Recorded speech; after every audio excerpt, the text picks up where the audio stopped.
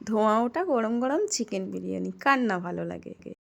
তো তার জন্য সর্বপ্রথম আমি আলুটাকে ভেজে নেব। আলুটাকে নুন ও ফুড কালার মাখিয়ে রেখে দিয়েছিলাম। তারপর কড়াইতে সয়াবিন তেল দিয়ে সয়াবিন তেল গরম হলে তার মধ্যে আলুগুলিকে ঢাকা দিয়ে আর গ্যাসটাকে মিডিয়াম টু লো ফ্লেমে দিয়ে আলুটাকে খুব ভালোভাবে ভেজে নিয়েছি এবং আলুটা সিদ্ধও হয়ে গেছিলো। তো আলু ভাজার পর এইবারে করে নেব পেঁয়াজ বেরেস্তা, দিয়ে দিচ্ছি কুচিয়ে রাখা পেঁয়াজটাকে যতক্ষণ না পর্যন্ত ব্রাউন কালার হয়ে ভাজা হয়ে যায় ততক্ষণ পর্যন্ত ভেজে নেব। দেখো পেঁয়াজ বেরেস্তা এখানে রেডি।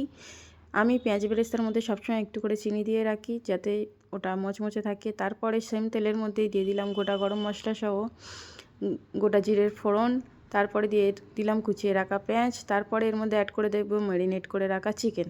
তো চিকেনের মধ্যে নুন, হলুদ গুঁড়ো, লাল লঙ্কার গুঁড়ো, কাশ্মীরি লঙ্কার গুঁড়ো, টমেটো, টক দই, বিরিয়ানির মশলা, ধনে ও জিরে গুঁড়ো দিয়ে আর সামান্য পরিমাণে সরষের তেল দিয়ে খুব ভালোভাবে ম্যারিনেট করে রেখে দিয়েছিলাম প্রায় আধ ঘন্টা মতো। তারপর তেলের মধ্যে মাংসগুলিকে দিয়ে খুব ভালোভাবে মিনিট পাঁচেক কষিয়ে তেলের উপরেই সামান্য পরিমাণে পাত্র ধোয়া পানি দিয়েই মাংসটাকে আবারও আমি খুব ভালোভাবে কষিয়ে নেব। আর একটু দিয়ে দেব কিছুটা প্রায় হাফ চামচ পরিমাণ বিরিয়ানির গুঁড়ো মশলা।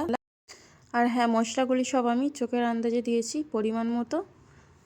তারপর এইদিকে ভাতটা আমি বসিয়ে দিয়েছি।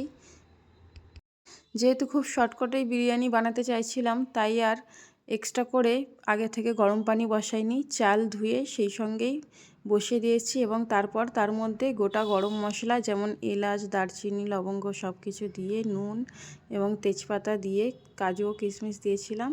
ভাতটাকে 70 to 80% মতো কুক করে নিয়েছিলাম।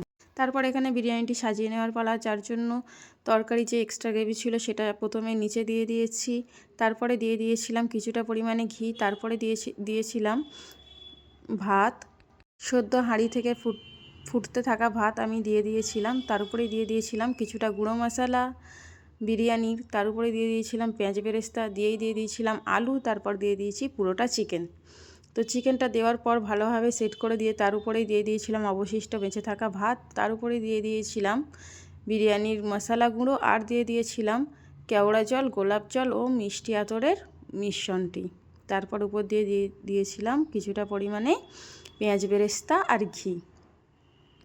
তোমরা কিন্তু এখানে পেঁয়াজ বেরেস্তার সঙ্গে চিনিটা স্কিপ করতে পারো, আমার যেহেতু ভালো লাগে তাই আমি এখানে দিয়েছি।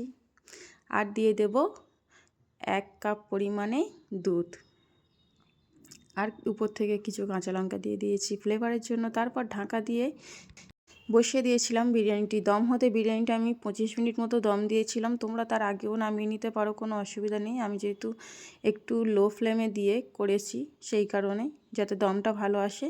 তো প্রথম 5 মিনিট আমি হাই ফ্লেমে রেখেছিলাম, তারপর 10 মিনিট মিডিয়াম ফ্লেমে, তারপর 10 মিনিট লো ফ্লেমে।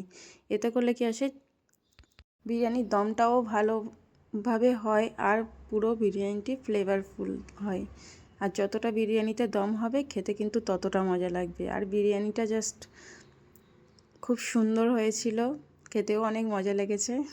তোমরা যারা ঝটপট আমার মতো এই রকম বিরিয়ানি বানাতে চাও তো তাড়াতাড়ি বাড়িতে বানিয়ে ফেলো। আর যারা ভিডিওটি দেখলে তার জন্য অসংখ্য